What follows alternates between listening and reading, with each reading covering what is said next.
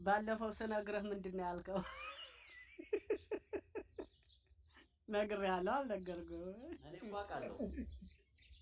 ያው እዚህ ጋር ስንናገርና ፊት ለፊት ስንተች እኮ የኛ አማራው የማዳም ቅመሞች እኛን ስለማይሰሙን መልሰው እኛን እየረገጡን እኮ የተቸገርነው ይሰድቡና እኮ።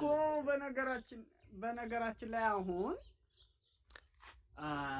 ምን አለ መሰለህ መሬት ላይ መሰራት ያለበት በነፍቅሩ አደረጃጀት የነበሩትን ስትራቴጂ መቀየር ነው። አሁን አንደኛው አንተ ያለሽ የምታሳድጂ በነፍቅሩ የነበሩትን ለአማራ ሕዝብ ነፃ እናወጣለን ያሉ እህት ወንድሞቻችን ያሉ ፋኖች የሚዋደቁ ክንዳቸው ያልዛለ ጀግና ወንድሞች አሉና በዛ ውስጥ የነበሩ አሰላለፍ ላይ የነበሩ ወንድሞቻችን አሁንም ያሰላለፍ ስትራቴጂ መቀየር አለባቸው። መረጃ ይዞ ሂዶ ሊሆን ይችላል። ገብቷቸዋል። ቅድምም ነግሬሃለሁ። ሞላ ማርዬ ከታች አሉ የኛ ወንድሞች ምክርህን ጠንከር አድርገህ ንገራቸው። ለነሱ አሰላለፉንና አደረጃጀቱን አካሄዱን ሁኔታውን መቀየር አለባቸው። ሁኔታውን ማለት ነው። ስለዚህ የኛንም ምክር አንዳንድ ጊዜ ተቀበሉ። ሚዲያ ላይ ተቀምጠን እንትን ባልነ ቁጥር ለእናንተ ደህንነት ስለምናስብ እንጂ ለኔ ፎሎ መሰብሰቢያ ወይንም አይደለም፣ አበባ መልቀሚያ ወይንም አይደለም። አሁንም በፍቅሩ አደረጃጀት የነበሩ እህት ወንድሞቻችን መረጃ ይዞ ሂዶ ሊሆን ስለሚችል አደረጃጀቱንና አሰላለፋችሁን ቀይሩ ነው። ቀድመንም ተናግረናል። ምንም እንዳፖስቱ ቀድመንም ተናግረናል። ያለውን ሁኔታ ሰሚ አጥተናል። ታርጌት ሲደረጉ የነበሩ ወንድሞች አሉና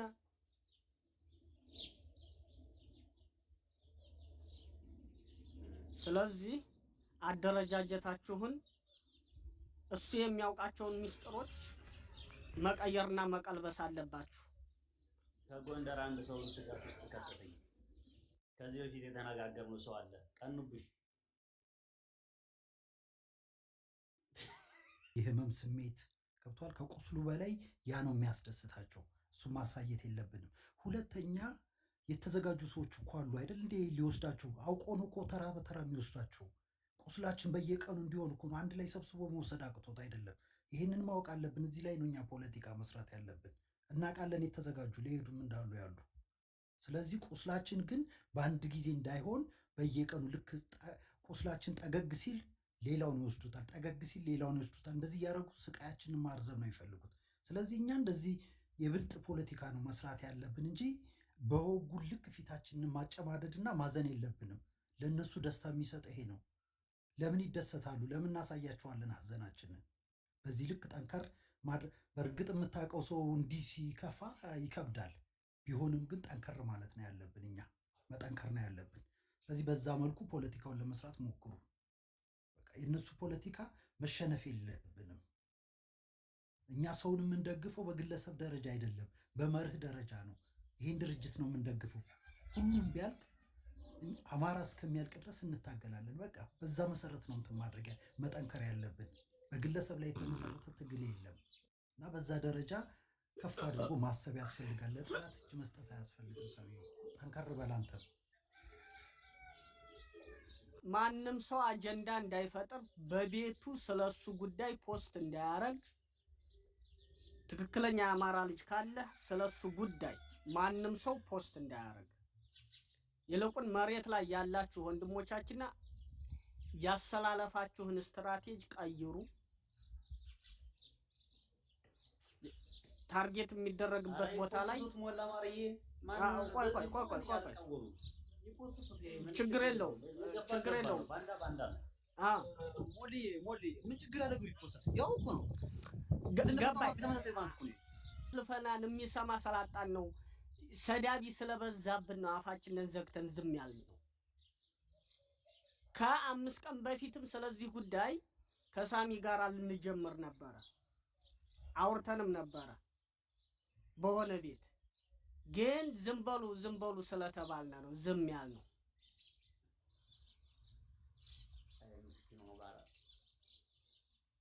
እና ስለዚህ ባንዳ ነው፣ እውቅና ልንሰጠው አንችልም። የአማራ ህዝብ ያሸንፋል። በቃ አሁንም ሌሎች አሉ ከፍቅሩ ጋር ግንኙነት የነበራቸው ሰዎች አሉ። እነሱም ተመንጥረው መውጣት አለባቸው። ጎንደር ፈራው። ጎንደር ላይ ነው ስጋት ያወጣ ቀንብሽ አዲስ አበባ ልትገባ ነው። አብራ እባክህ ጎንደር ላይ ያለው ማሰጥ ጎንደር አካባቢ እሱ ወዳጅ በቃ አብሮ ሊገባ ይችላል ብለን ባይዘው እሱም ይገባል ብለን ባለፈው እኛ ትንሽ በውስጥ አውርተን ነበር፣ አንዳንድ ነገሮችን ስንሰማ ማለት ነው። ግን ወደ አንድነቱ መጥቶ እንደዛ መሆኑ በጣም ደስ ብሎኛል። ፍቅሩም እኮ ወደ አንድነቱ መጥቶ እኮ አስደስቶናል። ማንም ሊገባ ይችላል። አይደለም እሱ ጋር የነበረውን አማኑና ተሾሙ ናቸው አይደለ? ጥምጥረጥር ተሾማበው ለምን የአማራ ፋኖ ጠቅላላ አይገባም? እኔ ልቡንም አውቃለሁ። ገብታለ ተሸ እንኳን እንዳይከዳን ማርያምን። እኔ አሁንም እናታጥቻለሁ። እሱ እንደዛ እሱ ኳንታ ያስተላልፋል። ንገሩ እግዚአብሔር ነው። እኔ ነገር ሳልሆን ራሱ ልቦ ነው ያውቃል። አንደኛ ተወልዶ ሲያድግ ጀምሮ ንገሩ ነው ያልኩት ጭራሽ። ስለዚህ የዛታትም ነገር ስለነበረቻችንም ተግባራዊ አድርጓታል። ከዚህ በፊት በወንድሞቻችን በመሪዎቻችን በእናለሙ ገብሩ በነዋሴ በነሐቢብ ተግባራዊ አድርጎ አሳይቶናል። አሁንም መሬት ላይ ያላችሁ በፍቅሩ አደረጃጀት የነበራችሁ ወንድሞቻችን አደረጃጀታችሁን ቀይሩ። አሬ ፍቅሩ ይባላልበት ምንድነው ዘንድሮ የገባው አይደለም።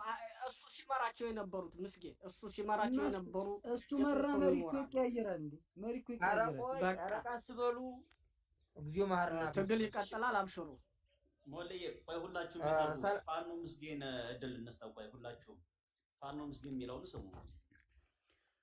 አመሰግናለሁ ወንድም አለ ሁላችሁ እንዴ እኮ ማንም የሐምሌ ጎርፍ ይዞት የመጣ ሊከዳ ይችላል። ያ ትልቅ ነገር አይደለም። ምናልባት የምናምንባቸው መሪዎች ሲከዱ ልናይ እንችላለን። ጌታቸው ረዳና ደብረጽዮን በጫካ ውስጥ ያሳለፉትን ዝም ብላችሁ ገምቱ። ሁለቱም በጣም ከተቀናጣ ህይወት ወጣው ጫካ ላይ ደግሞ በምልክ የሚበሉት እስኪያጡ ድረስ እንደቆዩ በድርድር ስም ብልጽግና እና ህወሓትም ሁለቱም ራሳቸውን ሲያድኑ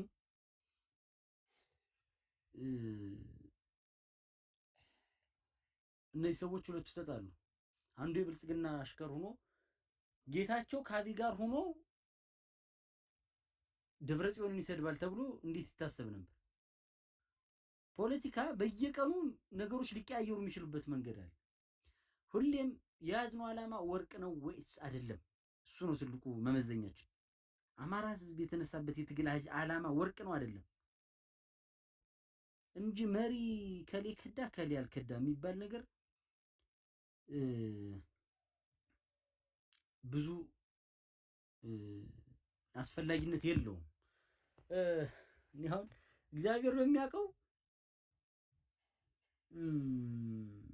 እንደው ፍቅሩን አውቀዋለሁ እና አሁን ፍቅሩ ምናልባት ሚዲያ ላይ ራሱን እጁንም ደረቱንም አገብዶ በቪዲዮ ኤዲቲንግ ከሚሰራቸው ስራዎች የዘለለ ፍቅሩን 2 ደቂቃ አብሮ ልተቀምጦ እኔ በቃ 3ኛ ደቂቃ አብሮ የሚጨምር ካለ እኔ በጣም አስይዛለሁ።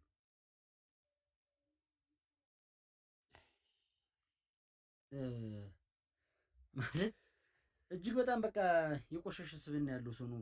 ይቅርታ እርግጥ ነው ወገን ሆኖ በአንድ ትግል መስመር ካለ ስለ ሳሚ ዛሬ ማቀውን በሙሉ ልናገር ይችላል ዛሬ ላይ። ምክንያቱም ወደደም ጠላም የአማራ ትግል ላይ የሚችለውን እያደረገ ስለሆነ ማለት ነው። ይሄ ማለት ግን ሳሚ ፍጹም ሰው ነው ማለት አይደለም። እያንዳንዳችን ግለሰባዊ ድክመት፣ ግለሰባዊ ባህሪ ያለብን፣ ያ ግለሰባዊ ባህሪያችን ግን ትግሉ ላይ ከትግሉ በልጦበት ትናንት ይሄ ልጅ እኮ አነሰን በዛም የሆነ ቦታ ላይ መሪ ሆኖ የቆየ ልጅ ነው። እሱ እየመራቸው ዋጋ የከፈሉ ጀግኖች አሉ። ስለዚህ አሁን በቃ ገንዘብ ምንድን ነው ኑሮ ይበልጥብኛል አለ ገባ።